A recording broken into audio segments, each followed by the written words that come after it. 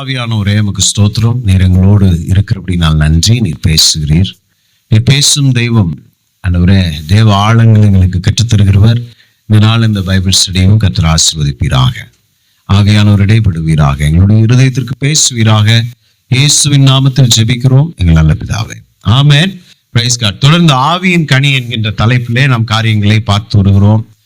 கடந்த 3-4 வாரங்களாய் பார்த்துட்டோம். முதலாவது ஆவியின் கனியில என்னத்தை பார்த்தோம்? ஆவியின் வரங்கள் என்னும் தலைப்பை பார்த்தோம். ஏன் ஆவியின் வரங்களை பார்க்கணும், ஆவியின் கனி பைபிள் ஸ்டடியில அப்படின்னு நீங்க கேட்டீங்கன்னா, ஏற்கனவே நான் சொன்னேன், நம்ம புரிஞ்சு வச்சிருக்கணும். ஆவியின் வரங்கள், ஆவியின் கனிகள்ல எது மிகவும் முக்கியமானது, முதன்மையானதுன்னு கேட்டா கனிகள் தான் முக்கியமானது என்பதை குறித்து பேசணும். ஆவியின் கனி இல்லாதபடி வரங்களை ஆப்ரேட் பண்ணி ஒன்றுமே இல்லை.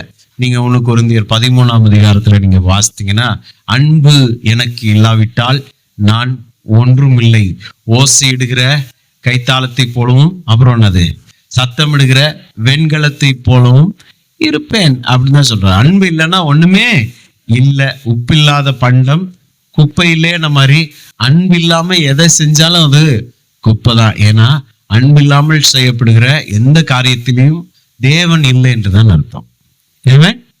ஒரு கண்டிக்கிறது கூட பாருங்க, கடிந்து கொள்றது கூட அன்பினாலே ஏவப்பட்டு நம்ம செய்யணும். அன்புதான் அதுக்கு காரணமா தான் இருக்கும். வெறித்தனமா குழந்தைகளை கண்டிக்கிறது இல்லை. குழந்தைகளை கண்டிக்கிறோம், திட்டுறோம். ஏன் திட்டுறோம்? அன்பு. ஆவியின் கனிதான் அதுக்கு பின்பாக இருக்கிறது. எனவே கனிகள் ரொம்ப முக்கியம் வரங்களை காட்டிலும். வரங்கள் முக்கியம் இல்லைன்னு நான் சொல்லிடல. அப்போஸ்தலனாகிய பவுல் சொல்றாரு, வரங்களை நாடுங்கள்னு சொல்றாரு. வரங்கள் நிச்சயமா நமக்கு வேணும். ஆனால் அந்த வரங்கள் கனிகள் மேல் கட்டப்பட்டிருக்கிற வேண்டும் என்பதை குறித்து 2 காரியங்களை பார்த்தோம். அதன் பிற்பாடாக ஆவியின் கனி என்பது தேவனுடைய குணாதிசயத்தின் பிரதிபலிப்பு. Spirit, fruit of the spirit is the reflection of God's character அப்படின்னு பார்த்தோம். அது தேவன்கிட்ட இருக்கக்கூடிய குணம்.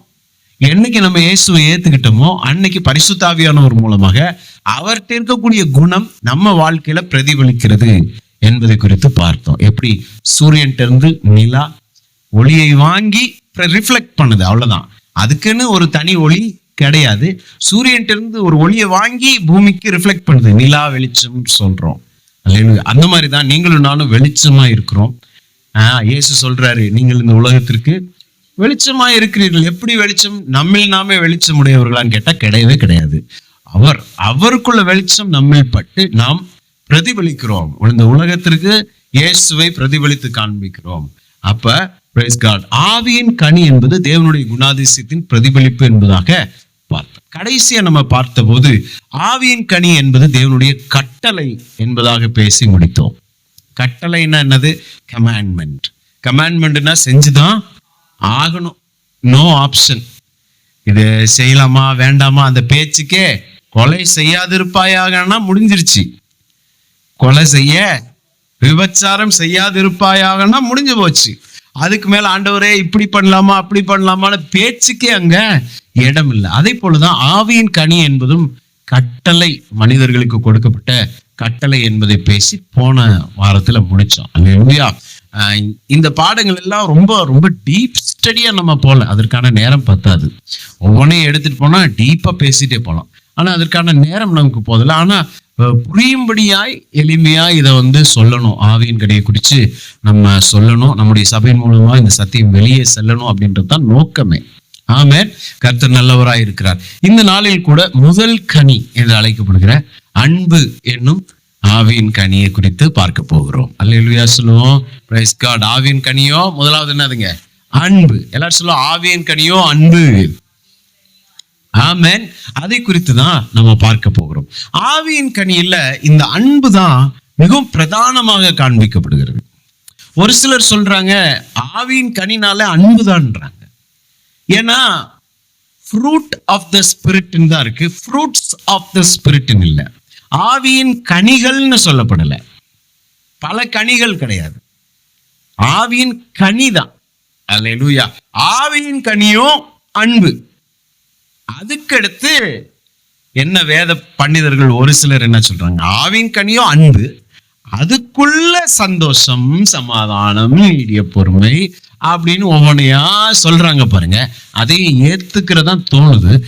ஏன் என்று சொன்னால், அன்பு இருந்தா அங்க சந்தோஷம் இருக்கும், அன்பு இருந்தா அங்க சமாதானம் இருக்கும், அன்பு இருந்தா அங்க நீடிய பொறுமை இருக்கும், அன்பு இருந்தா சாந்தம் இருக்கும், அன்பு இருந்தா இச்சை அடக்கம் இருக்கும். அல்லேலூயா. அன்பு இருந்துச்சுன்னா எல்லாமே இருக்கும். அதனாலதான் இயேசு 10 கட்டளைகளை மாற்றி 2 கட்டளைகளாக நமக்கு புதிய உடன்படிக்கையில தர்றார். என்ன கட்டளை? Praise God. முதலாவது, தேவனிடத்துல அன்பு கூறணும். இரண்டாவது, உன்னிடத்துல நீ அன்பு கூறுகிறது போல பிறனிடத்திலும் அன்பு கூறணும். இவ்வளவு இது இருந்துச்சுன்னா போதும். இதை நீ பின்பற்றினா நியாயப்பிரமாணம் முழுவதையுமே நீ நிறைவேற்றிட்டன்றாரு. அன்பை பின்பற்றினால் நியாயப்பிரமாணம் முழுவதையுமே நாம் நிறைவேற்றி விடுகிறோமா? அல்லேலூயா சொல்லுவோமா? சோ இந்த வேத பண்டிதர்கள் சொல்லுகிற, ஒரு சிலர் சொல்லுகிற இந்த காரியத்தையும் நம்ம ஏற்றுக்கொள்ள வேண்டியதா இருக்கிறது. ஆவின் கனியும் அன்பு. அதுக்குள்ள இப்ப பாருங்க, அந்த கனி பேர் என்னதோ ஆரஞ்சு. அந்த ஆரஞ்சுக்குள்ள என்ன இருக்கு? சுளைகள். அந்த மாதிரி எடுத்துக்கலாம். என்ன? ஆவின் கனியோ அன்பு, அதுக்குள்ள இத்தனை சுளைகள், 8 சுளைகள் இருக்கிறது என்பதாகவும் நாம் எடுத்துக்கொள்ளலாம். வேதம் சொல்கிறபடி ஆவின் கனியோ அன்பு, சந்தோஷம், சமாதானம் அப்படின்னு போகுது. அதுல முதல் லிஸ்ட்ல வர்றதே இந்த அன்பு தான். அல்லேலூயா சொல்லுவோமா? அன்பு. அல்லேலூயா. எல்லாம் சொல்லுவோம். ஆவின் கனியோ அன்பு. பிரதானமான ஒரு கனி அன்பு தான். Praise God. தேவன் எப்படிப்பட்டவராய் இருக்கிறார்? அன்பாகவே இருக்கிறார். தேவன் அன்பாகவே இருக்கிறார். தேவனிடம் அன்பு இல்லை, அவர்கிட்ட நிறைய அன்பு இருக்குங்க அப்படின்னு. அவரே அன்பு தான். தேவனே அன்பு தான். அல்லேலூயா. அன்பு எங்க இருக்கோ அங்கே ஆண்டவர் இருக்கிறார். ஆனா அது என்ன அன்பு என்பதை குறித்து நம்ம ஜாக்கிரதையா பார்க்க வேண்டியதாய் இருக்கிறது. அல்லேலூயா சொல்லுவோமா? Praise God. இந்த உலகத்திலே அன்பு என்னும் வார்த்தைக்கு பல அர்த்தங்கள் கொடுக்கப்படுகிறது. ஆனா வேதம் சொல்லுகிற அன்பு வேற. அப்ப வேத அன்புக்கும் இந்த உலகம் கொடுக்கிற அன்பிற்கும் இருக்கக்கூடிய வேறுபாடுகள் என்ன? அதை தான் இன்னைக்கு நம்ம பார்த்து செபிக்க போறோம். இந்த உலகத்துல பலதரப்பட்ட அன்புகள் இருக்கிறது. அல்லேலூயா. அதுல மூல பாஷையின் பதங்கள்ல ஒவ்வொரு பேர் கொடுக்குறாங்க. அதுல முதலாவது ஈரோஸ் அப்படின்னு ஒரு அன்பு. ஈரோஸ். அல்லேலூயா. அந்த ஈரோஸ் என்கின்ற வார்த்தையிலிருந்து தான் இரோட்டிக் அப்படின்ற வார்த்தை வருகிறது. Passionate love with sensual desire and longing அப்படின்றாங்க. அல்லேலூயா. எதிர்பாலினத்திடம் காண்பிக்கக்கூடிய ஒரு அன்பு, ஒரு ஆண் பெண்ணிடம் காண்பிக்கக்கூடிய அன்பு, ஒரு பெண் ஆணிடம் காண்பிக்கக்கூடிய ஒரு அன்பு. அந்த அன்புக்கு பேர் என்னது? ஈரோஸ். அன்பு பேர் என்னது? ஈரோஸ். ஈரோஸ். கணவன் மனைவிக்குள்ள இருக்கக்கூடிய அன்பு என்னது? அன்பு ஈரோஸ் அன்பு.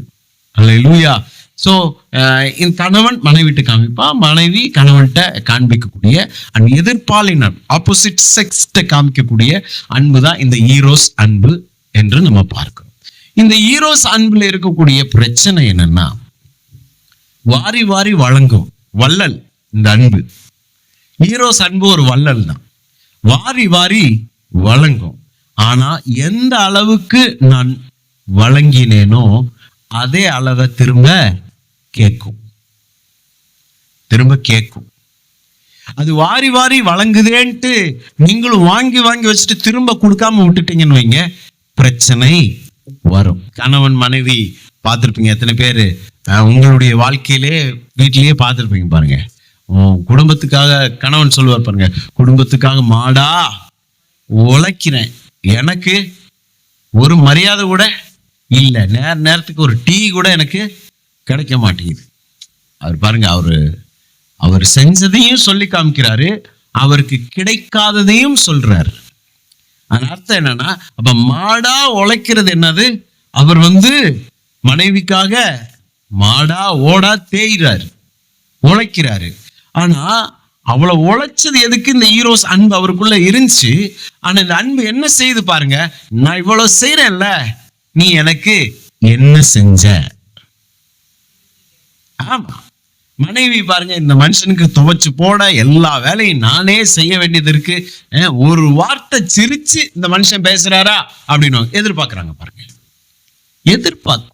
இந்த ஈரோஸ் அன்புக்குள்ள முக்கிய காரியம் என்னன்னா, கொடுக்கும், எதிர்பார்க்கும். அல்லேலூயா.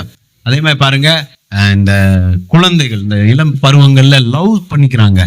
எத்தனையோ செய்திகளை நம்ம பார்க்குறோம், கேட்குறோம். தினசரி பாருங்க, நியூஸை திறந்தாலே நமக்கு ரொம்ப கஷ்டமா இருக்கு. நூதனமான கொலைகள், புதுவிதமா என்னென்னலாம் செய்யறாங்க பாருங்க.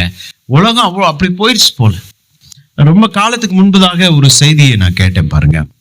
ஒரு பெண், ஒரு வாலிப பெண், ரொம்ப அழகான ஒரு பெண், நல்ல அப்பா அம்மாவுக்கு பிறந்தக்கூடிய ஒரு நல்ல பெண், ரொம்ப செல்லமா அந்த குழந்தைய ஸ்கூலுக்கு போயிட்டு வரா. ஸ்கூல் படிக்கிற பருவம், +2 +1.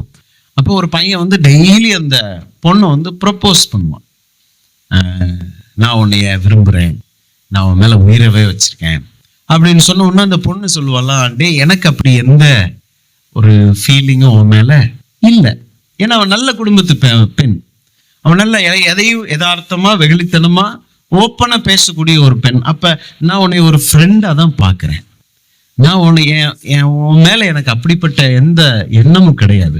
ஆனா இவன் டெய்லி வந்து சொல்லுவான், உன் மேல உயிரவே வச்சிருக்கேன், நான் கட்டினா நான் ஒன்னதான் கட்டிக்குவேன், என் உயிரெல்லாம் நீதான், எனக்கு எல்லாமே நீதான் சொன்ன. டேய் நீ ஏன்டா புரிஞ்சுக்க மாட்டேங்கிற? அந்த பிள்ளை பாருங்க, அவங்க அப்பா அம்மாட்ட கூட என்ன செய்யல, சொல்லல, இவளா சமாளிக்கிறா.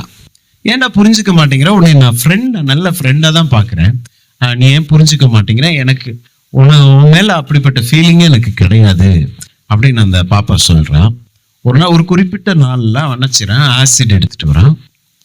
எடுத்துட்டு வந்து அந்த பொண்ணு வந்துட்டு இருக்கும்போது கேட்கறான் திரும்பியும், இப்போ முடிவா என்ன சொல்ற, நீ என்னை லவ் பண்ண போறியா இல்லையானோன்னு. டே எனக்கு உண்மையிலேயே அப்படிப்பட்ட ஃபீலிங் இல்லடா, ஏன் என்னை கம்பல் பண்றனோன்னு ஆசிட் உடைச்சி மூஞ்சில ஊத்திட்டான். அழகான குழந்தை முகத்துல ஊத்திட்டான். அவன் முகம் அப்படியே உருகுலைஞ்சு போயிடுச்சு. ஒரு அழகான பிள்ளைய செதைச்சிட்டான் முகமே. அப்ப அவனை போலீஸ் கைது பண்ணும்போது அவன் கொடுக்கிற வாக்கு மூலம் என்னன்னா, எனக்கு கிடைக்காதது வேற யாருக்கும் கிடைக்க கூடாது. பாருங்க, இந்த ஈரோஸ் அன்பு என்ன பண்ணுது பாருங்க. வாரி வாரி வழங்குச்சு, நான் மேல உயிரவே வச்சிருக்கேன், நான் உன்னை விரும்புறேன். ஆனா இவன் கொடுத்தது அங்கிட்ட இருந்து ரிட்டர்ன் வரலன்னு ஒண்ணு அப்படியே மாறிட்டான் பாருங்க. அப்ப இந்த ஈரோஸ் அன்பு நம்ப தகுந்ததா அப்படின்னு கேட்டா இல்லை. எனக்கோ ஒரு நாள் செஞ்சதை கேட்டோம். அல்லேலூயா. சோ இந்த அன்பை நம்பி நம்ம பயணம் செய்ய முடியாது. அல்லேலூயா. சோ முதல் அன்பு என்னது? ஈரோஸ் அன்பு. இரண்டாவது அன்பு ஃபீலியா அன்பு. Philia, praise God. என்ன அன்பு? ஃபீலியா அன்பு. ஃபீலியா அன்புனா friendship love or affectionate love. நட்புறவு அப்படின்னு சொல்லலாம், அல்லது சகோதர சிநேகம்னு கூட சொல்லலாம். இப்ப நீங்களும் நானும் யாரு? கிறிஸ்துவுக்குள் சகோதர சகோதரிகளா இருக்கிறோம். அப்போஸ்தலனாகிய பவுலே நிருபங்கள் எழுதும் போது பிரதரன் அப்படின்னு எழுதுவார், சகோதரரே அப்படின்னு. சகோதரரே அப்படின்னா என்ன அர்த்தம்? அங்க லேடிஸும் உள்ளடக்கம் தான், ஆணும் பெண்ணும் எல்லாம் உள்ளடக்கம். கிறிஸ்துவுக்குள் நீங்களும் நானும் என்னவா இருக்கோம்? சகோதர சகோதரிகளாய் இருக்கிறோம். சோ இந்த ஃபீலியா அன்பை சகோதர சிநேகம் என்று கூட சொல்லலாம். இப்ப எனக்கும் உங்கள் சபையாருக்கும் இருக்கக்கூடிய அன்பு சகோதர சிநேகம், ஃபீலியா அன்பு இருக்கு. அப்ப இந்த ஃபீலியா அன்பினுடைய தன்மை என்ன? ஈரோஸ் அன்பினுடைய தன்மை பார்த்துட்டோம். இந்த ஃபீலியா அன்பினுடைய தன்மை என்னன்னா, கொடுக்கும். ஒரு அளவு தான் என்ன செய்யும்? கொடுக்க முடியும் இல்லையா? ஒரு அளவு தான் கொடுக்க முடியும். இப்ப பிரதர் பீட்டர் இருக்கிறாரு. பிரதர் பீட்டர் பாக்கெட்ல 100 rupees வச்சிருக்கிறாருன்னு வைங்க. நான் வந்து கேட்குறேன், பீட்டர் பிரதர் எனக்கு ஒரு 100 rupees கொடுங்க, என் குழந்தைக்கு பிஸ்கட் வாங்கி கொடுக்கணும், என் பசங்க 2 பேருக்கு பிஸ்கட் வாங்கி கொடுக்கணும், 100 rupees கொடுங்கன்னு கேட்டா, அவர் பீட்டர் பிரதர் என்ன செய்வாரு? பாஸ்டர் நான் 50 rupees வேணா தரேன் பாஸ்டர். 50 rupees வேணா தரேன் பாஸ்டர். என் வீட்லயும் குழந்தைங்க இருக்காங்க, அவங்களுக்கு நான் ஏதாவது வாங்கிட்டேன், நியாயம் தானே? அவர் சொல்றது நியாயம் தானே? அவருக்கும் குழந்தைங்க இருக்கு, அவர்கிட்ட இருக்க எல்லாத்தையும் நான் வாங்கிக்க முடியுமா? முடியாது. அப்ப அவர் சொல்லுவாரு, எனக்கும் குழந்தைங்க இருக்கு பாஸ்டர், 50 ரூபா வேணா I am ready to give. இவ்வளவு, இந்த எக்ஸ்டெண்டுக்கு என்னால செய்ய முடியும், இந்த அளவு உங்களுக்கு உதவி செய்யும், இதுக்கு மேல இறங்கி என்னால என்ன செய்ய முடியாது, உதவி செய்ய முடியாது. ஏனென்றால் எனக்கும் தேவைகள் இருக்கிறது. அப்ப இந்த ஃபீலியா அன்புன்றது அதுக்குன்னு ஒரு எல்லை இருக்கு. அது வரைக்கும் அது உதவி செய்யும். சகோதரர்களே பாருங்க, நம்முடைய சகோதரர்களா இருக்கட்டும், உடன்பிறப்புகளா இருக்கட்டும், குடும்பம் அப்படின்லாம் வந்துருச்சுன்னா பாருங்க, ஒரு எல்லை வரைக்கும் உதவி செய்ய முடியும். அதுக்கு மேல நம்மளும் அவங்கள்ட்ட போய் கேட்க முடியாத சூழ்நிலையை நமக்கு தெரியும். அவங்களும் பிரச்சனைகளோடு இருக்காங்க, அவங்களுக்கும் கடன் இருக்கு, அவங்களுக்கும் குடும்பத்துல தேவை இருக்கு, அவங்களுக்கு ஒரு குடும்பம் இருக்கு எதிர்பார்த்துட்டு. சோ எல்லாத்தையும் நான் வாங்கிட்டு வர எனக்கே தோன்றது இல்லை. அப்ப இந்த ஃபீலியா அன்பு அப்படின்ற அன்பு ஒரு எல்லைக்குட்பட்ட அன்பு தான். Praise God. அப்ப இந்த அன்பை முழுசா 100% நம்பிட முடியுமானா முடியாது. இந்த ஃபீலியா அன்பையும் என்ன செய்ய முடியாது. என் தம்பி இருக்கான், என் அண்ணன் இருக்கான்னு ஃபுல்லா நம்பிட முடியாது. ஏன்னா அவனுக்கு தனக்கு போகதான். இந்த ஃபீலியா அன்புனால ஞாபகம் வச்சுக்கோங்க, தனக்கு போகதான் தானம். ஃபீலியா அன்புனா என்னது? தனக்கு போகதான் தானம். அப்ப இதை முழுமையா நம்மளால நம்ப முடியாது. மூன்றாவது ஒரு அன்பு இருக்கு பாருங்க, ஸ்டோர்கே அப்படின்றாங்க. என்னது? ஸ்டோர்கே இஸ் a நேச்சுரல் அஃபெக்ஷன். இது ஒரு பெற்றோர்கள் உறவு அல்லது பிள்ளைகள் பெற்றோர்களிடம் காண்பிக்கக்கூடிய அந்த அன்பு ஸ்டோர்கேன்றாங்க. ஒரு சாரார் இந்த ஸ்டோர்கே அன்பை சொல்லும் போது, இந்த அன்பு எப்படிப்பட்டதுன்னா நிலையாய் இருக்கிற அன்பு கிடையாது. நிலையாய் இருக்கிற அன்பு பாருங்க, குழந்தைங்களுக்கு பெற்றோர் மேல இருக்க அன்பு பாருங்க, திருமணம் ஆனதுக்கு அப்புறம் என்ன செய்யுது? மாறுது கொஞ்சம். ஏன்னா தேவனுடைய படைப்பே அப்படிதான் பாருங்க. நீ என்ன செய்ற? நீயும் உன் மனைவியும் உன் தகப்பனையும் உன் தாயையும் விட்டு என்ன செய்வாங்க? பிரிந்திருப்பாயாக, இசைந்திருப்பாயாக என்று நம்ம சொல்றோம். இது நேச்சர். ஆண்டவரை இப்படிதான் படைச்சிருக்காரு. ப்ரையாரிட்டின்றது மாறுது. அப்பா அம்மாவுக்கு அவன் முக்கியத்துவம் கொடுத்திருந்தான். திருமணமான பிறகு தேவனுடைய நியமத்தின்படி, தேவனுடைய கட்டளையின்படி அவனுடைய முக்கியத்துவம் அவனுடைய குடும்பத்திற்கு கொடுக்கப்பட வேண்டும். அதுக்குன்னு ஆண்டவர் அப்பா அம்மா உதாசீனப்படுத்திரு, விட்டுட்டு வந்துரு, ஓல்டேஜ் ஹோம்ல சேர்த்துரு அப்படின்லாம் சொல்லல. அவங்களுக்குரிய கனம் அவங்களுக்கு இருக்கிறது. ஆனால் உன்னுடைய முக்கியத்துவம் இனி உன்னை நம்பி ஒருத்தி வந்திருக்கா, அவ மேல போகணும். அல்லேலூயா. இதுதான் ஆண்டவருடைய விதம். ஆண்டவர் மேரேஜ் இன்ஸ்டிடியூட் பண்ண விதமே இதுதான் பாருங்க. அல்லேலூயா. என்ன சொல்றேன்? இப்ப பாருங்க, இவனுடைய அன்பு மாறுகிறது. நம்முடைய உறவினர்களிடம் கூட நம்ம வைத்திருக்கிற அன்பு கூட பாருங்க, திடீர்னு யார் மேலேயாச்சும் அன்பு வரும் பாருங்க. கவனிச்சிருக்கீங்களா? திடீர்னு யார் மேலேயாச்சும் அன்பு பொங்கும், நமக்கே பொங்கும், அழ வரும். அவங்கள நினைச்சா அழ வரும். பழைய கடந்த கால நட்புகளை நீங்க நினைச்சு பாருங்க, சிறு வயது நட்புகளை. எனக்கு என்னுடைய சகோதரர்கள்லாம் இருக்காங்க, என்னுடைய சம வயது சகோதரர்கள்லாம் இருக்காங்க. அந்த சேட்டை பண்ணுவோம், அவ்வளவு ஒற்றுமையா இருப்போம். ஊரெல்லாம் சுத்துவோம் பாருங்க. கடலை மிட்டாய் வாங்கி சாப்பிட்டு அதை வாங்கிட்டு அப்படியே தோல்ல கை போட்டு வருவோம். சட்டை மாத்திக்குவோம், பேண்ட்டை மாத்திக்குவோம். எல்லாம் நான் போட்டிருக்கதா என் சட்டை அவன் போட்டுப்பான், அவன் பேண்ட்டை நான் போட்டிருப்பேன். கூட இருக்கிறதே அவ்வளோ ஹாப்பியான ஒரு நாட்கள் பாருங்க.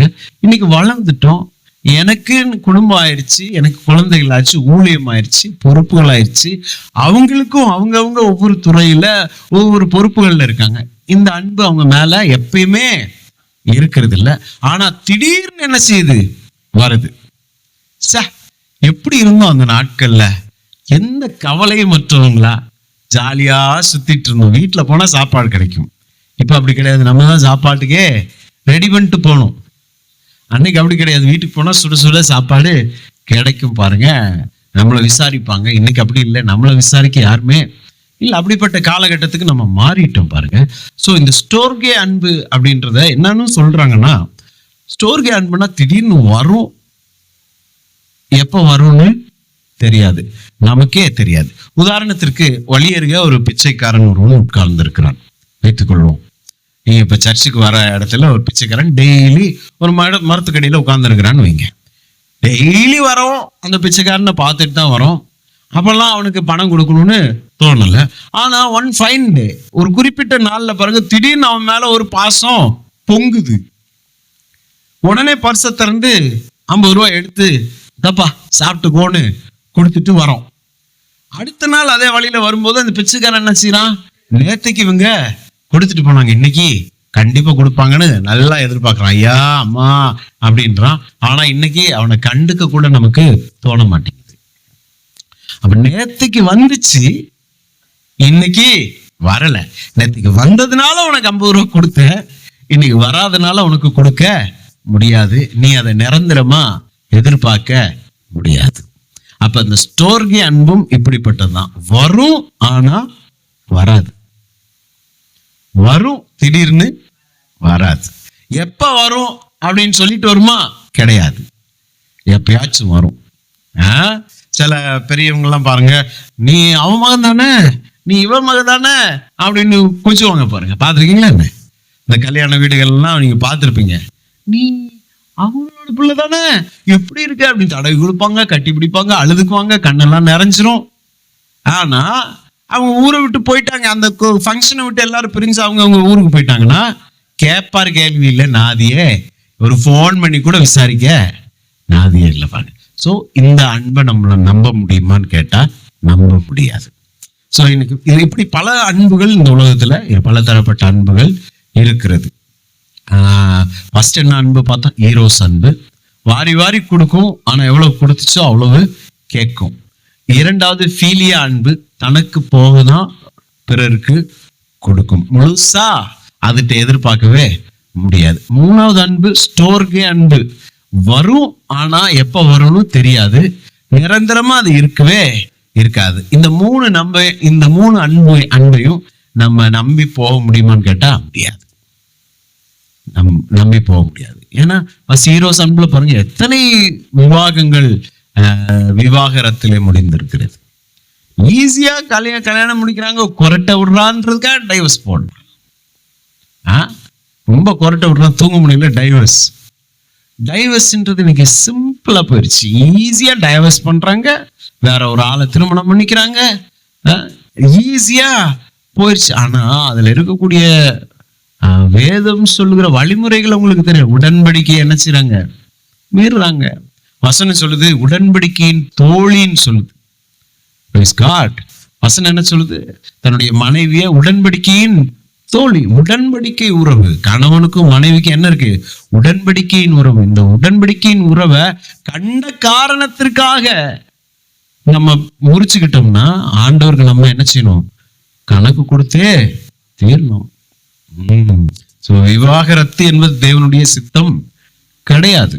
இயேசுட்ட கூட கேக்குறாங்க, பெண்ணை தள்ளி விடுதலை குறித்து நீங்க என்ன சொல்றீங்கன்னு ஒரு சிலவங்க கேக்குறாங்க பாருங்க. உடனே அவர் சொல்றாரு, தேவன் விவாகரத்தை குறித்து ஒண்ணுமே சொல்ல கிடையாது, தேவன் நினைத்ததை மனுஷன் பிரிக்காது இருக்க கடவுள் தான் வசனம் சொல்லுது.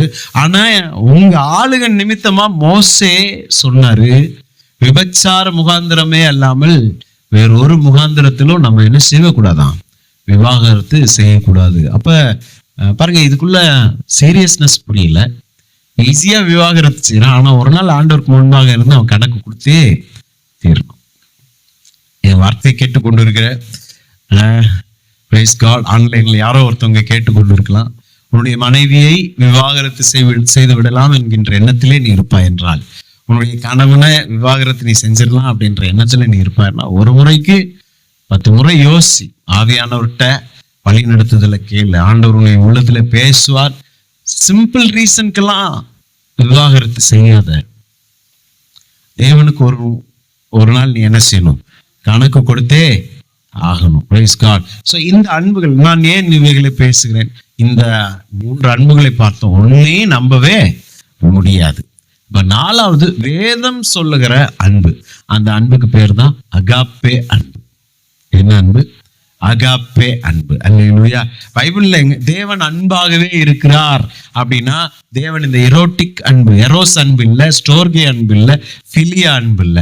தேவன் என்ன அன்பா இருக்கிறார்னா அகாப்பே அன்புடையவராய் இருக்கிறார். அகாப்பே அன்பினுடைய பிரைஸ் காட் அர்த்தம், அதனுடைய குணாதிசயத்தை பார்த்தோம்னா அன்கண்டிஷனல் லவ், நிபந்தனையற்ற அன்பு.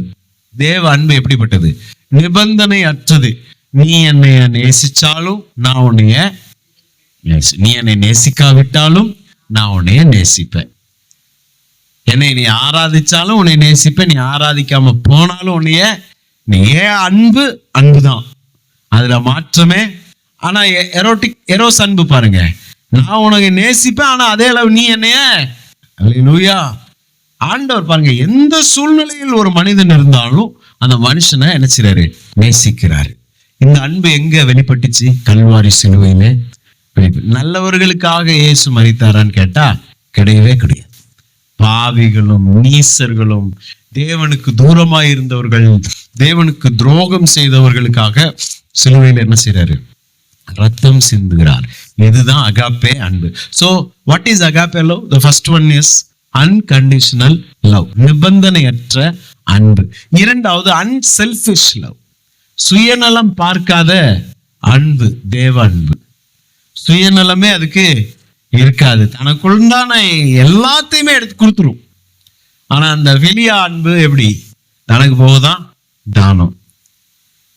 ஆனா அந்த இயேசுவின் அன்பு அன்செல்ஃபிஷ், எனக்கு இது வேணும் அப்படின்னு ஏதோ ஒண்ணு பிடிச்சு வச்சுக்கிட்டு உங்களுக்கு ஹெல்ப் பண்ணாது. சிலுவையிலே ரத்தம் முழுசு சிந்தினார். Unselfish love. அல்லேலூயா. தனக்கு கொஞ்சம் வேணும், உயிரா இருக்கணும்ல, நானு கொஞ்சம் ரத்தம் 2 லிட்டர் என் உடம்புல இருக்கட்டும்னு சொன்னாரா? கடைசி சொட்டு ரத்தம் வரைக்கும், இந்த ரத்தமும் தண்ணீரும் கலந்து வருகிறது ஒருத்தன் குத்துனான் விழாவில். அந்த கடைசி சொட்டு ரத்தமும் நீரும் வெளியேறும் வரைக்கும் ஃபுல் சாக்ரிஃபைஸ், ஃபுல் அன்பு. ஆண்டவரே அந்த 2 சொட்டை எனக்கு கொடுக்காம விட்டுட்டீங்களேன்னு யாருமே சொல்ல முடியாது. அட்டியும் அட்டி சாதாரண அட்டிங்களா? பிச்சுட்டான், உழுத நிலம் போல உடம்பு என்ன செஞ்சுட்டான்? பிச்சு கீறி காயப்படுத்திட்டான். அல்லேலூயா. முழுமையான சாக்ரிஃபைஸ் இயேசு கல்வாரி சிலுவையில உங்களுக்காக எனக்காகவும் தந்தது. காரணம் அகாப்பே அன்பு. சோ இரண்டாவது, இந்த அகாப்பே அன்பு எப்படிப்பட்டதுன்னு சொன்னோம்? அன்செல்ஃபிஷ் லவ், சுயநலமற்ற அன்பு. மூன்றாவது sacrificial love. Agape love means sacrificial லவ்னா தியாகம் செய்கிற அன்பு. அல்லேலூயா. அகாப்பே அன்பு தியாகம் செய்கிற அன்பு. தியாகத்திற்கு ஒரு சிறந்த உதாரணம்னா மெழுகுவர்த்தி. பார்த்திருக்கீங்களா மெழுகுவர்த்திய? அல்லேலூயா. என்ன செய்யும் மெழுகுவர்த்தி? அடுத்தவங்களுக்கு வெளிச்சம் கொடுக்கறதுக்காக அது தன்னை கொஞ்சம் கொஞ்சமா மாய்த்து கொள்ளும். அது தன்னை அது அழிஞ்சுகிட்டு இருக்கு, அது உருகிக்கிட்டு இருக்கு, அது உருகி ஊத்திட்டு இருக்கு. ஆனாலும் கடைசி வரைக்கும் என்ன செய்வது? அந்த திரி இருக்க வரைக்கும் அது வெளிச்சம் கொடுத்து ஒன்னில்லாம போயிருப்பாருங்க. தேவ அன்பு சிலுவையில அப்படிதான் காண்பிக்கப்பட்டுச்சு. கடைசி வரைக்கும் என்னெல்லாம் செய்ய முடியுமோ செய்யறாரு. கடைசி ஒரு திருடனுக்கு, ஒரு கள்ளனுக்கு உதவி செய்யறாரு பாருங்க. நீங்களும் நானும் செய்வோமா? ஏதாச்சும் ஒரு பிரச்சனை கையில அடிபட்டு இருக்கும் போது யாராச்சும் உதவி கேட்டான்னு வச்சுக்கோம், போப்பா நானே கையில அடிபட்டு உட்காந்துட்டு இருக்கேன், உனக்கு என்ன ஐயா ஒரு 50 ரூபா கொடுங்கன்னு யாராச்சும் போன் பண்ணாங்க, நீங்க சும்மா இருங்க பிரதர், நானே தலைவலியில உட்காந்துருக்கேன் சொல்லுமா இல்லையா? நானே தலைவலியில் உட்காந்துருக்கேன், இந்த நேரம் இன்னும் கடுப்பு கலப்பாத போயா அப்படின்னும். சிலுவையில தொங்கி கொண்டிருக்கிறார், ஜீவன் போய் கொண்டிருக்கிறது, ரத்தம் கசிந்து கொண்டிருக்கிறது. இல்லையா? அந்த நேரத்துல ஒருத்தனுக்கு பேசுறாரு, அந்த இடத்துல ஒரு டிஸ்கஷன் பண்றாரு பாருங்க. இன்னைக்கு நீ என்னோட கூட பரதேசில் இருப்பாருன்னு உறக்கம் எப்படி பண்ண முடியுது பாருங்க. Sacrificial love. கடைசி நிமிஷம் வரைக்கும் பாருங்க, அவனை மிஸ் பண்ணல பாருங்க. அவன் இவன் திருட்டு பையன் தானே, இவன் கூட என்ன பேச்சு, நான் பரிசுத்த தேவனே, இந்த திருடங்க கூட எனக்கு என்ன அப்படின்னு சரி, அந்த நேரம் கூட யாருக்காச்சும் உதவி செய்ய முடியலாமான்னு தோணுது பாருங்க அவருக்கு. அகாப்பே அன்பு. பேசிட்டே போலாம் சிஸ்டர். அவ்வளவு மிகப்பெரிய அன்பு இயேசுவின் அன்பு. அல்லேலூயா. மூன்றாவது ஒன்னாவது என்ன சொன்னேன்? Unconditional love. Agape love is unconditional, நிபந்தனையற்ற அன்பு. இரண்டாவது agape love is unselfish love, சுயநலம் இல்லாத அன்பு. மூன்றாவது agape love is sacrificial love, தியாகம் செய்கிற அன்பு என்று சொன்னேன். நாலாவது agape love is unchangeable love, மாறாத அன்பு. அகாப்பே அன்பு எப்படிப்பட்டது? மாறாத அன்பு. உலக அன்பு பாருங்க மாறிடும் பாருங்க. அது எவ்வளவு பெரிய ஆளா இருந்தாலும், தாயா இருந்தா கூட பாருங்க மாறும் பாருங்க, அன்பு மாறும், முகம் மாறும் பாருங்க. அந்த அன்பு முகத்துல தெரியும் பாருங்க, முகத்துல முகநாடி வேறுபடும் பாருங்க. ஆமாவா இல்லைங்களா? என் அம்மா தானே அப்படின்னாலும் அவங்களுக்கு ஒரு முகநாடி வேறுபடுற ஒரு சூழ்நிலை வரும். ஆனா ஆண்டவர்கிட்ட அவருடைய முகநாடி வேறுபடுவதே இல்லை. அவர்கிட்ட நம்பி நம்ம எப்பயுமே என்ன செய்யலாம் போலாம். நல்லா இருக்கும் போதும் நம்ம நல்லா பரிசுத்தமா ஜெபம் பண்ணி ஆண்டவருக்கு பிரியமானவர்களை செஞ்சுட்டு ஆண்டவர்கிட்ட போனாலும் அதே முகத்தோடு சிரித்த முகத்தோடு தான் நம்ம என்ன செய்வாரு, வரவேற்பார், அணைத்துக் கொள்வார். நம்ம ஏதாச்சும் தப்பு தவறு செஞ்சுட்டு குற்ற உணர்வோடு நம்ம போனோம்னா அவர் கோபமா நம்மளை பார்க்க மாட்டாரு. அப்பயும் கூட என்ன செய்வாரு, அதே முகத்தோட தான் அவர் இருப்பார். கெட்ட குமாரன் என்ன செஞ்சான் பாரு, தகப்பனுடைய ஆஸ்தியெல்லாம் அழிச்சு ஒன்றும் இல்லாம பண்ணி பேரை கெடுத்து, எத்தனை பேர் அந்த ஊரே பேசியிருக்குமா இல்லையா, இந்த மனுஷனுடைய இளையகுமாரன் ஓடிட்டான், காசு வாங்கிட்டு ஓடி போயிட்டான்னு. அப்ப அப்படிப்பட்டவனை பார்த்தா உண்மையான தகப்பனுக்கு என்னதான் வந்திருக்கணும், அவன் வீட்டுல வந்து அவன் காலை வெட்டுவேன்னு தான் சொல்லியிருப்பாரு, அப்படிதானே? ஆனா தூரத்துல மகனை பார்த்த உடனே ஓடுறாரு பாருங்க, குடுன்னு. எப்படி இருந்தாரோ தகப்பன், அதை போலவே இருக்கிறார். Unchangeable love. அவன் தான் மாறினான். அப்பா அன்பை உணராம அவன் மாறினான். ஊர்லாம் சுத்தினான், பேரை கெடுத்தான், பணத்தெல்லாம் செலவழிச்சான், துன்மார்க்கமா எல்லாத்தையும் செலவழிச்சுட்டு அவன் திரும்பி இப்ப உணர்வடைஞ்சு திரும்ப அப்பாட்ட வரான். ஆனா இவர் அதே மாதிரிதான் இருக்கிறாரு. அல்லேலூயா. சோ இந்த அகாப்பே அன்பு எப்படிப்பட்டது? Unchangeable love. Praise God. மாறாத அன்பு. சில நேரங்களில் இதையும் நம்ம சேர்த்துக்கலாம். Agape love sometimes is a disciplinary love. நம்மை சீர்படுத்துகிற அன்பாகவும் இந்த அகாப்பே அன்பு இருக்கிறது. அல்லேலூயா. இதை அநேகர் பேசுறது கிடையாது.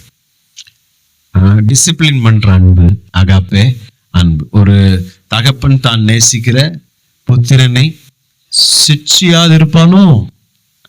ஏன்? தகப்பன் தான் நேசிக்கிற பிள்ளை, வசனமே அதுவே சொல்லுது பாருங்க, தகப்பன் தான் நேசிக்கிற பிள்ளை சிட்சிப்பான். அந்த குழந்தை மேல அங்க அப்பாவுக்கு உண்மையிலே அன்பு இருந்துச்சுன்னா இந்த குச்சி எடுத்து டம் டம்னு பெரம்பு வச்சு போடுவான். ஏன் போடுறான்? அந்த குழந்தை கெட்டு போயிடக்கூடாது, சமுதாயத்துல நல்லா வளரணும், ஆண்டவருக்கு பயந்து வளரணும், அதுக்கு ஒரு நல்ல எதிர்காலத்தை உண்டாக்கிக்கணும். இன்னைக்கு வழி தப்பி அது போயிடக்கூடாதுன்றதுக்குதான் பிரம்பை என்ன செய்யறான், கையாளுறான். வசனம் சொல்லுது, பிரம்பை கையாளாதவன் தன் மகனை பகைக்கிறான். அடிக்கலன்னா, அடிச்சு வளர்க்கலன்னா உண்மையிலே நான் என்ன செய்ய, நிறைய பேர் நினைச்சிட்டாங்க தொட்டதே இல்லைங்க என் பையனை, தொடரும் நான் அடிக்கணும்ன்றதுக்காக நான் சொல்லலை. ஆனா Bible truth, Bible says so. Hallelujah. அடிக்கதான் செய்யணும்ன்றதுக்கு நான் சொல்லலை. ஆனா அடிக்காம இருந்தா நம்ம பிள்ளை என்ன செய்யறோமா, பகைக்கிறோமா. அல்லேலூயா. என்னைக்கோ மிகப்பெரிய குற்றவாளியாய் அவன் நிற்காமல் இருக்கிறதற்காக சின்ன பிரம்பினாலே நான் அவனை ஒழுங்குபடுத்துகிறேன், சிட்சிக்கிறேன், டிசிப்ளின் பண்றேன். அல்லேலூயா. சோ இந்த அகாப்பே அன்பும் சில நேரங்கள்ல என்ன செய்யும், நம்மை சிட்சிக்கும்.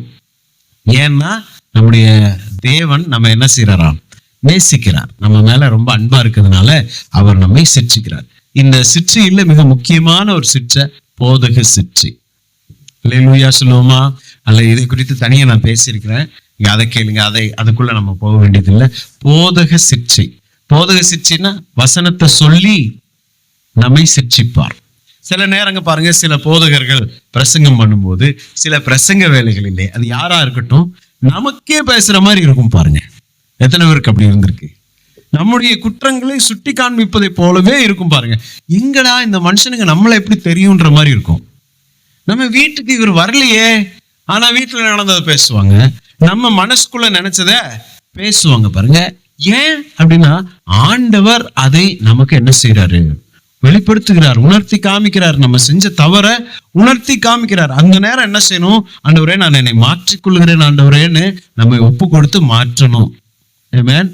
அந்த வார்த்தையை வந்தும் கண்டுக்காம போக கூடாது. அல்லேலூயா. வசனம் என்ன சொல்லுது, நான் உனக்கு போதித்து நீ நடக்க வேண்டிய வழியை உனக்கு காட்டுவேன். நான் காட்டுவேன், நான் உனக்கு போதிப்பேன், நான் உனக்கு சொல்லுவேன், நீ செஞ்ச தப்ப நான் உனக்கு சொல்லி காண்பிப்பேன், உன்மேல் என் கண்ணை வைத்து உனக்கு ஆலோசனை சொல்வேன்ட்டு அடுத்த வசனத்துல சொல்றாரு பாருங்க. வாரினாலும் கடிவாளத்தினாலும் வாய் கட்டப்பட்டால் ஒழிய தன் கிட்ட சேராத புத்தி இல்லாத குதிரை போலவும் கோவேறு கழுதை போலவும் இருக்காத.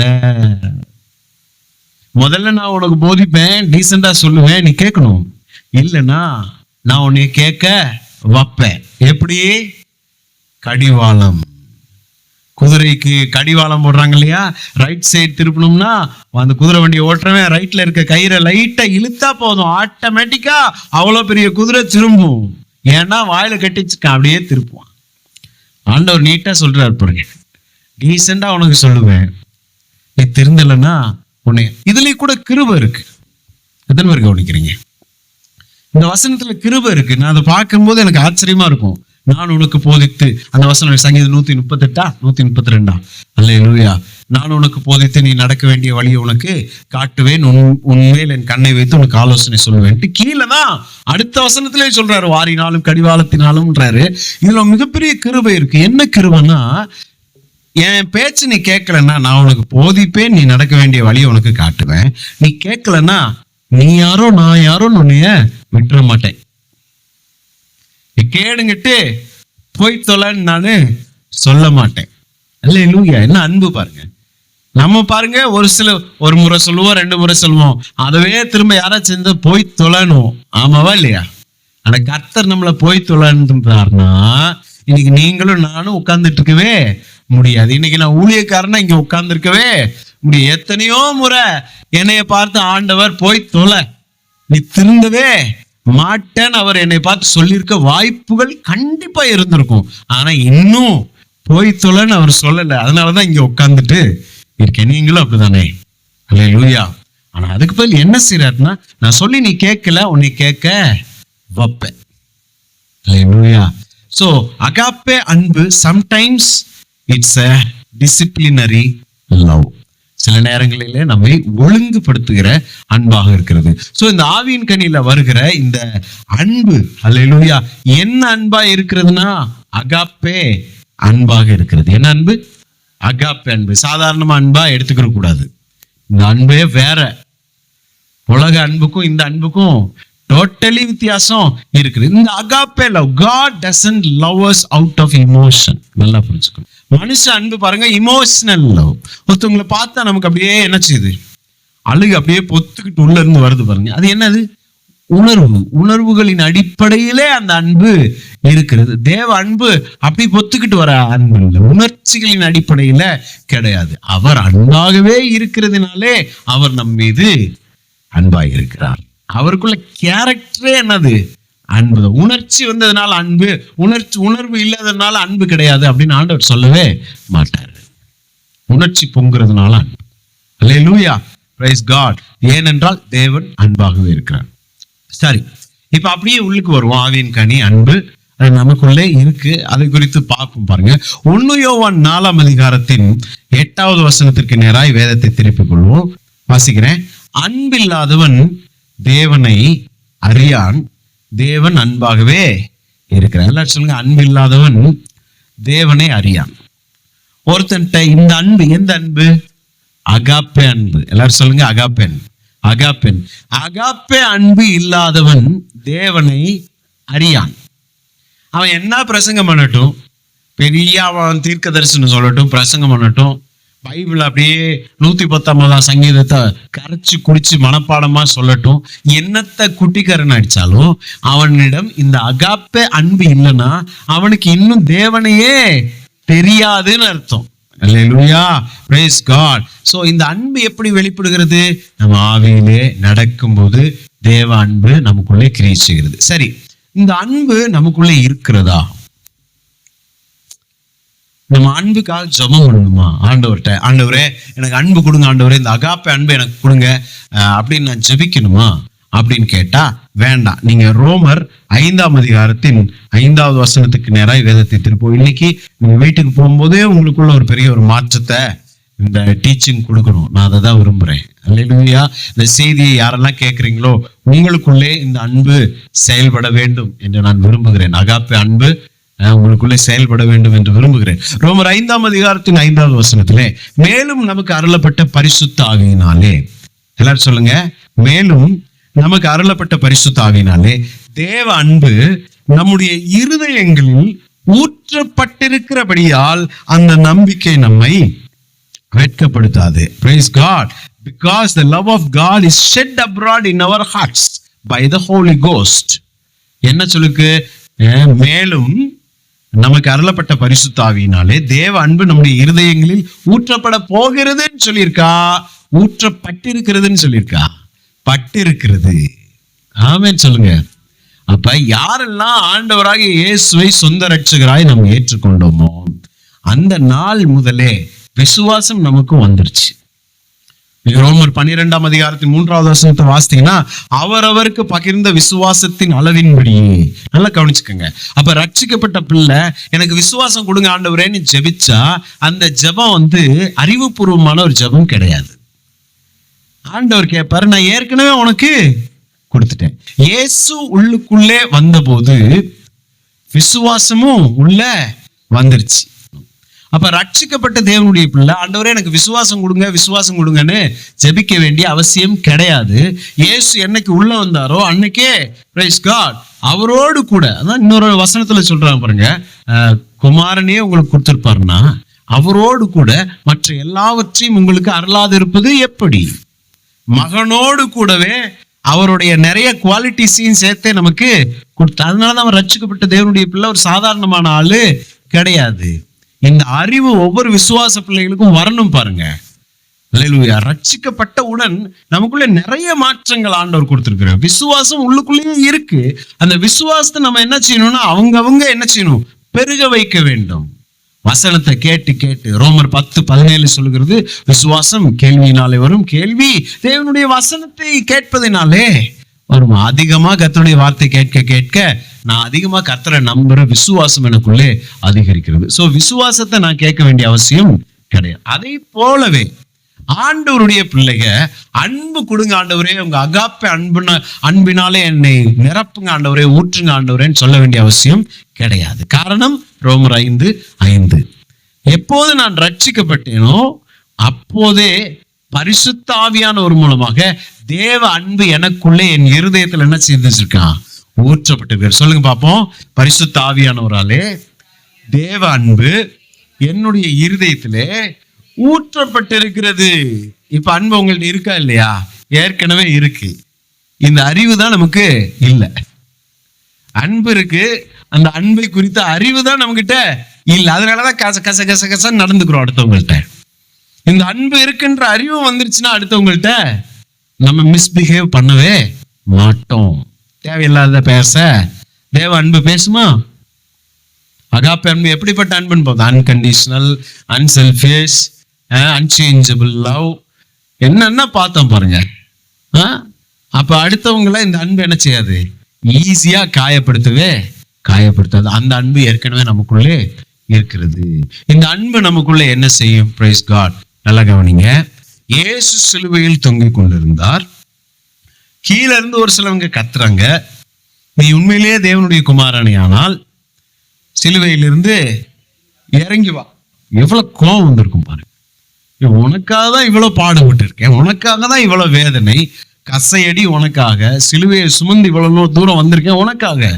எங்க அப்பா வீட்டை விட்டு பரலோகத்தை விட்டு இந்த பாலா போன பூமிக்கு வந்ததே உனக்காக தான்.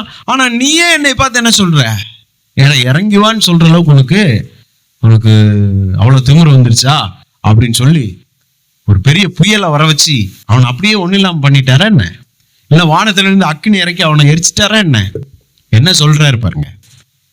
என்ன சொல்றாரு? பிதாவே, தன்னை பேசிக்கிட்டு இருக்கான்.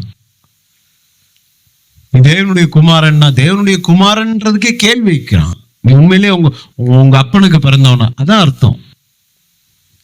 சில வசனங்கள்ல அதுக்குள்ள டெப்த்ல போய் புரிஞ்சாதான் அர்த்தம் புரியும். உன் அப்பனுக்கு நீ பிறந்திருந்தா நீ கீழே இறங்கி வா.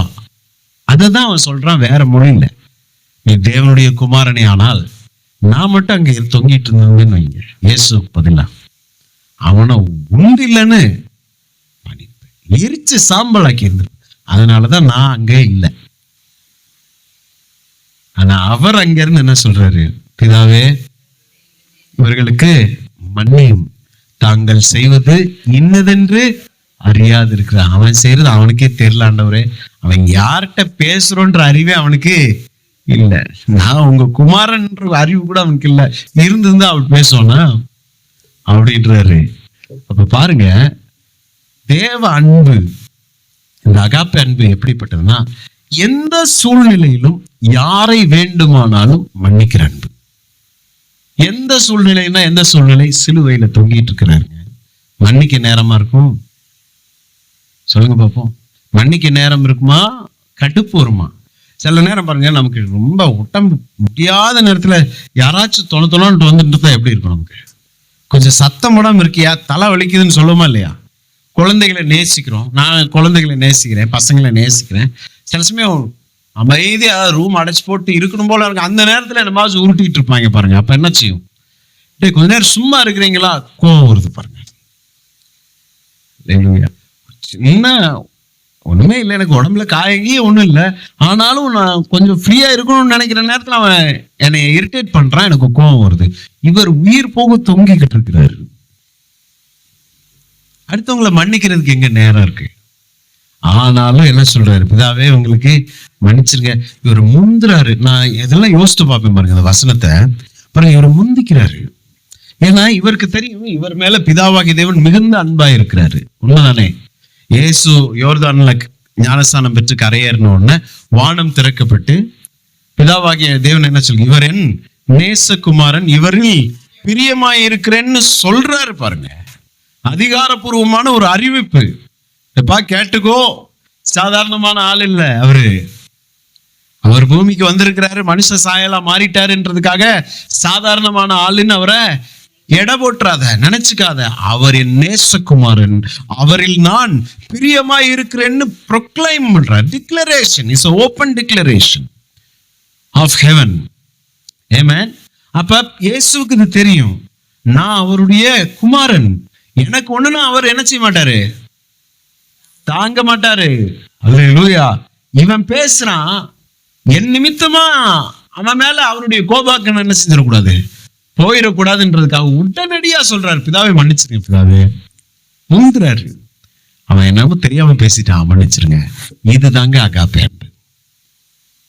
நல்லா வாங்கி கட்டுட்டு எங்க அப்பா உனக்கு கொடுப்பாடுறா, நல்லா வாங்கி கட்டுன்றது இல்ல. நம்மள தப்பாதான் பேசியிருக்கான், ஆனாலும் அவன் அழிஞ்சு போயிடக்கூடாதுன்றதுக்காக ப்ளீஸ் ப்ளீஸ் விட்டுருங்க விட்டுருங்க விட்டுருங்க, பாவம் போட போட அப்படின்றதுதான் அகாப்பே அன்பு. அல்லேலூயா. இப்ப அந்த அன்பு எங்க இருக்குன்னு வாஸ்தவம் ரோமர் 5:5 நம்முடைய இருதயத்திலே ஊற்றப்பட்டிருக்குது. சரி, இயேசுக்குள்ளே அகாப்பே அன்பு இருந்துச்சு, தகப்பனுடைய அன்பு. அதனாலதான் சிலுவையில தன்னை குத்தினவர்களையும் என்ன செஞ்சாரு, மன்னிச்சாரு. அதே அன்பு உங்களுக்குள்ளேயும் எனக்குள்ளேயும் இருக்கு. நமக்கு விரோதமா எழும்புகிறவர்களை நம்மால மன்னிக்க முடியுமா, முடியாதா? சொல்லுங்க. மன்னிக்கணும் அப்படி இல்லை, மன்னிக்க முடியுமா, முடியாதா? அதான் என்னுடைய கேள்வி. முடியும். ஏன் முடியல? பல நேரங்கள்ல ஏன் மன்னிக்க முடியல? எனக்குள்ள இந்த அகாப்பே அன்பு இருக்கின்ற அறிவு எனக்கு இல்லை. பரிசுத்த ஆவியானவர் மூலமாக இந்த லவ் டேங்க் எனக்குள்ள இருக்கு. யாரை வேண்டுமானாலும் எந்த சூழ்நிலையிலும் மன்னிக்கிற அன்பு இயேசுக்குள் இருந்தபடினாலே சிலுவையில் தொங்கிக் கொண்டிருந்த போது அவர்களை மன்னிக்கிறாரு. அப்ப யாரை வேண்டுமானாலும் எந்த சூழ்நிலையிலும் மன்னிக்கக்கூடிய அன்பு எனக்குள்ளேயும் இருக்கு. நான் மன்னிக்க என்னால முடியும் இயேசுவின் நாமத்தினாலே. சொல்லுங்க பாப்போம், என்னை பலப்படுத்துகிற கிறிஸ்துவினாலே யாரை வேண்டுமானாலும் எந்த சூழ்நிலையிலும் மன்னிப்பதற்கு எனக்கு பலன் உண்டு. அல்லேலூயா. சொல்லுங்க பாப்போம். யாரையாச்சும் மன்னிக்கணுமா? இன்னைக்கு இந்த கர்த்தருடைய இந்த வார்த்தை கேட்டு நீங்க சர்ச்சை விட்டு வெளியே போகும்போது, அல்லது ஆன்லைன்ல என்னுடைய வார்த்தைகளை கேட்டுக்கொண்டு இருக்கிற யாரோ ஒருத்தவங்க யார் மேலேயாச்சும் நீங்க கசப்பு வச்சுக்கிட்டே இருக்கீங்களா? நான் உங்களை எச்சரிக்கிறேன், அந்த கசப்பு தூக்கி வெளியே போட்டுருங்க. அந்த கசப்பு தூக்கி என்ன செய்யுங்க, வெளியே போட்டுருங்க. யார் மேல என்னாலும் கசப்பு கசப்பு வேண்டாம் உள்ள. அந்த கசப்பு நம்மை கொள்ளும். நம்ம அடுத்தவங்க மேல வச்சிருக்க இந்த கசப்பும் கோபமும் வைராக்கியமும் நம்மை கொள்ளும். அல்லேலூயா. இது இப்படி சொல்லுவாங்க பாருங்க, ரொம்ப அழகா சொல்லுவாங்க. பிறர் சாக வேண்டும் என்று நான் அருந்துகிற விஷம்தான் கசப்பு. இன்னொரு சொல்லவா? அவங்க மேல எனக்கு கோவம், என்னை கண்டுக்கவே மாட்டேங்கிறாங்க, என்னை விசாரிக்கவே மாட்டேங்கிறாங்க, அவங்க எனக்கு விரோதமா இருக்காங்க, என்னமோ ஒன்று செய்யறாங்க. அப்ப நான் என்ன செய்யறேன்? அவங்கள ஆண்டவர் ஆசீர்வதிக்க கூடாது, அவங்க அவங்கள என்ன செய்யறேன்? அவங்க ஆண்டவரால் ஆசீர்வதிக்கப்படக்கூடாது, அவங்களுக்கு ஏதோ கெடுதி நடக்கும். அப்படித்தானே உலகத்துல செய்யறாங்க இல்லையா? ஆமாவா இல்லையா? எவ்வளோ ஈஸி. வெள்ளி சூனியம் செய்யறான், அடுத்தவனை கெடுக்கிறான். அது ஆண்டவரை அறியாதவன் கூட விட்டுருங்க. ஆண்டவருடைய அன்பு இவ்வளோ பெரிய டீச்சிங், அகாப்பே அன்பை குறித்த டீச்சிங்லாம் அவங்களுக்குலாம் கிடைச்சிருக்கவே கிடைக்காது இல்லையா? ஆண்டவரை அறிந்தவர்களை நான் பார்த்துக்கிறேன். நீங்க பார்த்துருக்கீங்களா? சபைக்கு போறவங்களை, கிறிஸ்தவர்களை மண் அள்ளி இறப்பாங்க. என்ன சொல்லிட்டு? நாசமா போ, நாசமா. முழு மனசா சொல்லுவாங்க, முழு மனசா கர்த்தரை ஆலயத்துல போய் என்ன செய்வாங்க? ஆராதிப்பாங்க. வெளியே போய் மண் எடுத்து இறைச்சி நாசமா போ. எப்படிங்க ஹார்ட் வருது? அல்லேலூயா. ஏன் அப்படி சொல்றாங்க? அவங்களுக்குள்ள என்ன இல்ல? அகாப்பே அன்பு இருக்குன்ற அறிவு இல்லை. அகாப்பே அன்பு இருக்கு. அப்ப நம்ம என்ன செய்யணும்? என்ன ஜெபம் பண்ணணும்னா, ஆண்டவரே அகாப்பே அன்பை எனக்கு ஊற்றுங்கன்னு ஜெபம் பண்ண தேவை இல்லை. ரோமர் 5:5 படி மறக்க வேண்டாம். ரோமர் 5:5 மறக்காதீங்க. அகாப்பே அன்பு எனக்குள்ளே ஊற்றப்பட்டிருக்கிறது. பைபிள் அதான் சொல்லுது. The love of God has been shed abroad in my heart through Holy Spirit. வசனம் சொல்லுது. நான் என்ன செய்யணும்? இந்த அகாப்பே அன்பு எனக்குள்ளே இருக்குதுன்ற உணர்வை எனக்கு கொடுங்க ஆண்டவரே. அல்லேலூயா. சோ இன்னைக்கு நான் உங்களை என்ன சொல்றேன்னா, பிறர் மேல இருக்கக்கூடிய கசப்பு அதான் பேசிட்டு இருந்தோம் இல்லையா? இப்ப ஜாயமா மேல இருக்க கசப்புல ஒவ்வொரு முறையும் அவங்கள கசந்து நான் நினைக்கும் போது, அவங்க நல்லா இருக்கக்கூடாது அப்படின்னு நான் நினைக்கும் போது, ஒரு குட்டி பாட்டில்ல விஷம் வாங்கி வச்சுக்கிறேன். அவங்க நல்லாவே இருக்கக்கூடாது அப்படின்னும் போது ஒரு சிப் குடிக்கிறேன். அவங்களை கர்த்தர் ஆசீர்வதிக்க கூடாது, இன்னொரு சிப் குடிக்கிறேன். நான் எப்பெல்லாம் அவங்கள கசப்பா நினைச்சுக்கிட்டு இருக்கேனோ அப்பெல்லாம் நான் ஒரு மடக்கு எண்ணத்தை குடிச்சிட்டே இருக்கேன்னு அர்த்தம். விஷம் குடிச்சிட்டே இருக்கு. கடைசியில் யார் சாவா? யார் சாவா? நான் தான் சாவேன். கசப்பு அப்படிப்பட்டது. மீண்டும் நான் சொல்றேன், பிறர் சாக வேண்டும் என்று நான் அருந்தும் விஷம்தான் கசப்பு. அடுத்தவங்க மேல கசப்பு தூக்கி போட்டுருணும். பாருங்க, இருதயத்திலிருந்து எடுத்து போட்டு ஆண்டவர்கிட்ட சொல்லுவோம், ஆண்டவரே மன்னிக்கிறேன் ஆண்டவரே அவனை. இன்னைக்கும் கூட யார் மேலாச்சும் உங்களுக்கு கசப்பு இருந்துச்சுன்னா சொல்லுங்க. ஆண்டவரே சொல்றாரு, காணிக்க போடுறதுக்கு முன்னாடி உன் சகோதரன் பேர்ல உனக்கு என்ன இருக்கு?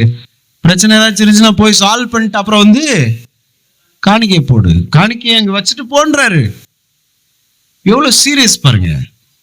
கசப்புன்றது அவ்வளவு சீரியஸ். கர்த்தராலையும் உங்க ஜெபத்தை என்ன செய்ய முடியாது? கேட்க முடியாது.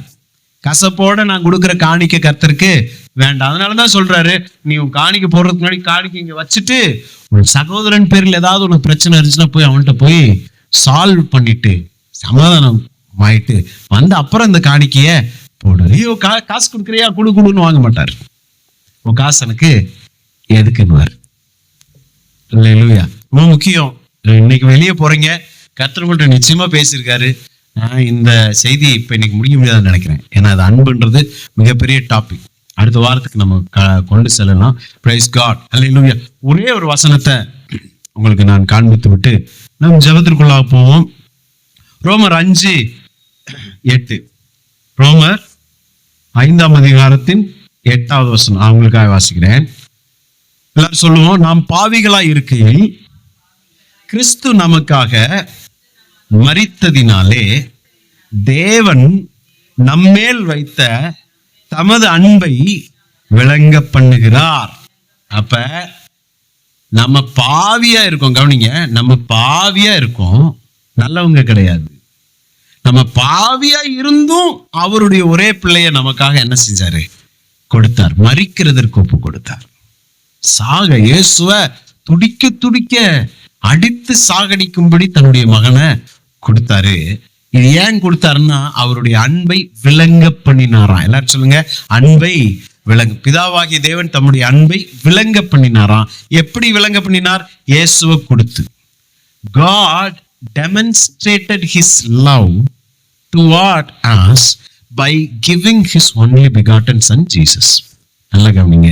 தேவ அன்பு எப்படிப்பட்ட அன்புனா, நான் உன் மேல அன்பா இருக்கேன், உன் மேல அன்பா இருக்கேன்னு சொல்லாது.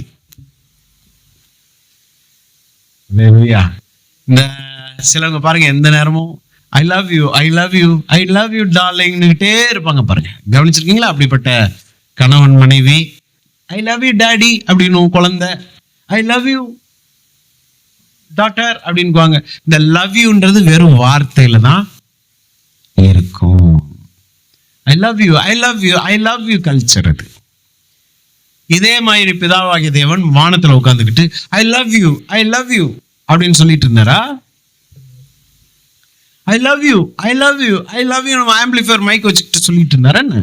நோ. அவர் என் மேல அன்பா இருக்கிறாருன்றத அவர் சொல்லல, ஏதோ ஒண்ணு செஞ்சு அது மூலமா விளங்க பண்ணினார். என்ன செஞ்சாரு? அவருடைய ஒரே பேரான குமாரனை இந்த வச்சுக்கோ அப்படின்னு கொடுத்துட்டு, இந்த பிள்ளை எனக்கு ரொம்ப விலையேற பெற்றது. இயேசு கிறிஸ்து பரலோகத்திலே சிறந்தவர், பிதாவாகிய தேவனுடைய கண்ணின் கருவெளி. இயேசு கொண்டு அவரால் தாங்கவே முடியாது பிதாவால். அப்படிப்பட்ட தம்முடைய குமாரனை தூக்கி கொடுத்துட்டு, என் பிள்ளையவே உனக்கு கொடுத்துருக்கேன் பார், இப்ப நீ நான் மேல அன்பு வச்சிருக்கேன்றதை புரிச்சுக்கோன்ற. அப்ப என்ன சொல்ல வரேன்? God will always demonstrate his love by giving something. தேவ அன்பு என்ன செய்யுமா? சும்மா அவன் மேல அன்பா இருக்கேன்னு சொல்லாது, ஏதோ ஒன்றை கொடுத்து, பாத்தியா அவன் மேல அன்பா இருக்க தெரிஞ்சுக்கிட்டியா இப்ப அப்படின்னு. அப்ப இந்த அன்பு நமக்குள்ளே இருக்கிறது. அப்ப இந்த அன்பு வெறும் வாயில பேசுற அன்பு கிடையாது. நான் உங்க மேல அன்பா இருக்கேன், நான் உங்க மேல அன்பா இருக்கேன், உங்க மேல அன்பா இருக்கேன்னு சொல்லாது.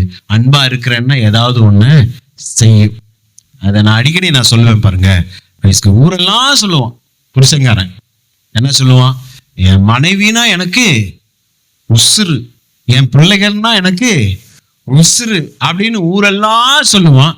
வீட்டுக்கு வரும்போது ஒரு 5 ரூபாய்க்கு பிஸ்கட் வாங்கிட்டு வர மாட்டான். புரியுதா நம்மளுக்கு?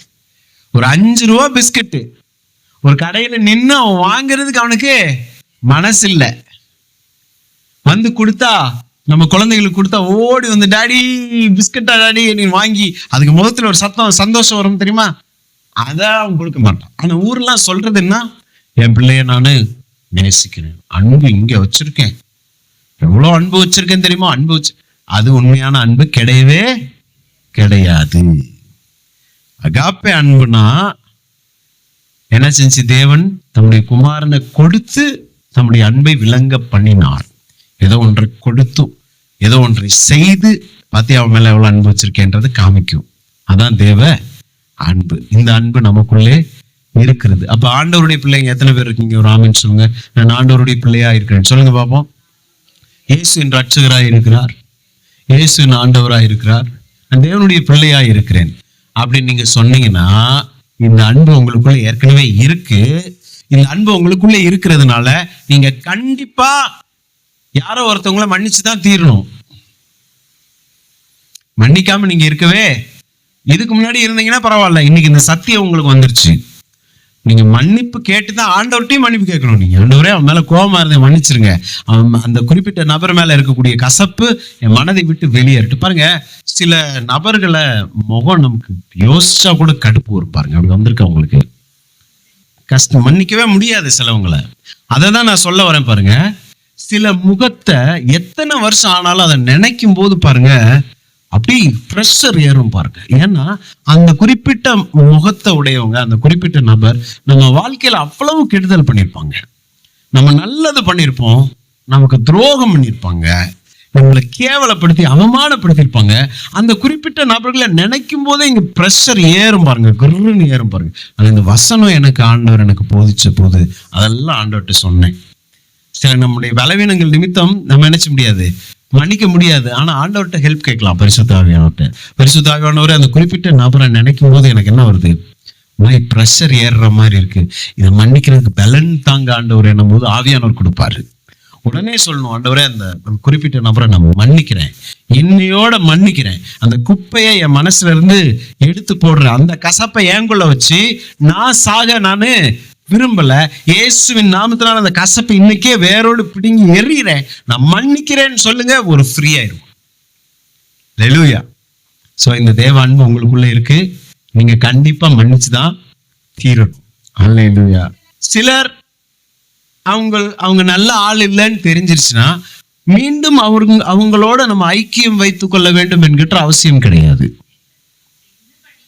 ஆனா அவனை நம்ம ஹார்ட்ல இருந்து என்ன செஞ்சுதான் தெரியணும், மன்னிச்சிடணும்.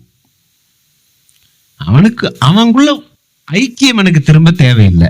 ஆனா அவங்களுள்ள உங்க ஹார்ட்டுக்குள்ள அவனை குறிச்சு கசப்பு வச்சுட்டு இருந்தீங்கன்னா, அவன் பிசாசோட ஏதோ ஒரு ப்ராப்பர்ட்டி உங்களுக்குள்ள வச்சு விட்டான், உங்களை அடிச்சுக்கிட்டே இருக்கும். நீங்க ஆண்டவர்கிட்ட சொல்லி விட்டுருங்களேன், கர்த்தர் உங்களுக்காக போராட ஆரம்பிச்சிருவார். கர்த்தர் போராடினார்னா எந்த மனுஷனால எதிர்த்து நிற்க முடியவே முடியாது. உங்க வேலை மன்னிச்சுட்டு, ஆண்டவரே நீங்க எனக்கு நியாயம் செய்யணும் ஆண்டவரேன்னு சொல்லுங்க, எனக்கு நியாயம் செய்யுங்க நீங்க அப்படின்னு செய்யுங்க. கர்த்தர் நியாயம் செய்வாரு. அவன் புரிஞ்சுக்குவான் உங்க கூட கர்த்தர் இருக்கிறத. யப்பா இது கர்த்தரை ஆராதிக்கிற கோஷ்டி, இதுகிட்ட வச்சுக்க கூடாதுன்னு அவனுக்கு தெரியும். Price God. சோ இந்த நாள்ல என்ன படிச்சோம், தேவ அன்பு நமக்குள்ளே இருதயத்துல ஊற்றப்பட்டு இருக்கிறது. அதனால நம்ம என்ன செய்யணும், அடுத்தவங்களை மன்னிக்கணும். ரெண்டாவது, அன்புன்னு சும்மா சொல்றது இல்லை, வாயில சொல்றது இல்லை. அன்பு அப்படின்னாலே ஏதோ ஒன்றை கொடுத்து அல்லது அவர்களுக்காக ஏதோ ஒன்றை செய்து காண்பிக்கிற அன்பு தான் தேவ அன்பாய் இருக்கிறது. அல்லேலூயா. அதை செய்வோம். அந்த அன்பு நமக்குள்ள நிச்சயமா இருக்கிறது. பரிசுத்த ஆவியானவர் அதை இன்னுமாய் அனல் மூட்டுவாராக. தேவ அன்பு அனல் மூட்டப்படட்டும் என்று நான் சொல்லுகிறேன். இன்னும் அது முடியல. அன்பு என்ற டாபிக் நெக்ஸ்ட் வீக்லயே நான் தொடருவேன். ஆவியின் கனி அன்பு அப்படின்ற டாபிக்ல இன்னும் கொஞ்சம் பார்க்கணும். பார்த்துட்டு தான் அடுத்த கனிக்கு நம்ம போகணும். கர்த்தரமே ஆசீர்வதிப்பாராக. இந்த செய்தி மூலமாக நீங்கள் பயனடைந்திருப்பீர்கள் என்றால் தயவு செஞ்சு கமெண்ட் பண்ணுங்க, இல்லைன்னா என்ன செய்யுங்க, எங்களுக்கு தெரியப்படுத்துங்க. அப்பதான் நம்ம செய்தி உங்களுக்கு ரீச் ஆயிருக்குன்றது நமக்கு தெரியும். ரொம்ப காம்ப்ளிகேட் பண்ணி இந்த காரியங்களை உங்களுக்கு கற்றுக் கொடுக்க நாங்க விரும்பல. ரொம்ப கஷ்டப்படுத்தி புரியாத ஒன்றை போட்டு அப்படி உங்க தலையில ஏற்ற விரும்பல. வேதம் வெளிப்படையாய் சொல்லுகிற காரியத்தை கொஞ்சம் விலக்கி உங்களுக்கு சொல்லி இருக்கிறோம். நிச்சயமாய் பரிசுத்த ஆவியானவர் இதை புரிந்து கொள்ள உங்களுக்கு ஹெல்ப் பண்ணி இருப்பாருன்னு நம்புறேன். ஆமென். God bless you. Praise God. கர்த்தர் நல்லவர்.